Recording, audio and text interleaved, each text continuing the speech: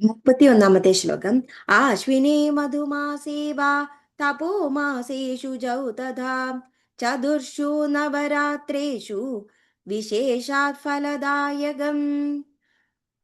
ആശ്വിനേ കന്നിമാസം, മധുമാസേ ധനു മാസം, വാ അത് മാത്രമല്ല തപോമാസേ മീനമാസം, ശുചൗ കർക്കിടക മാസം, തഥാ എന്നീ ചതുർഷു 4 മാസങ്ങളും നവരാത്രേഷു നവരാത്രികളിലെ വിശേഷാത് വിശിഷ്ടമായ ഫലദായകം ഫലത്തെ തരുന്നതാണ് ഭാഗവത ശ്രവണം.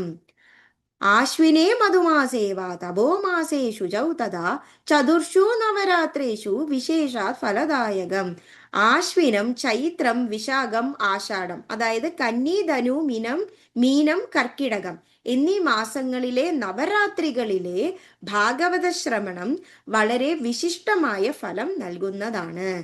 ആശ്വിനേ മധുമാസേ വാ തപോ മാസേഷു ചൗ തഥാ ചതുർഷു നവരാത്രേഷു വിശേഷാത് ഫലദായകം. സർവത്ര ഗോവിന്ദനാമ സങ്കീർത്തനം. ഗോവിന്ദ ഗോവിന്ദ. Thank U.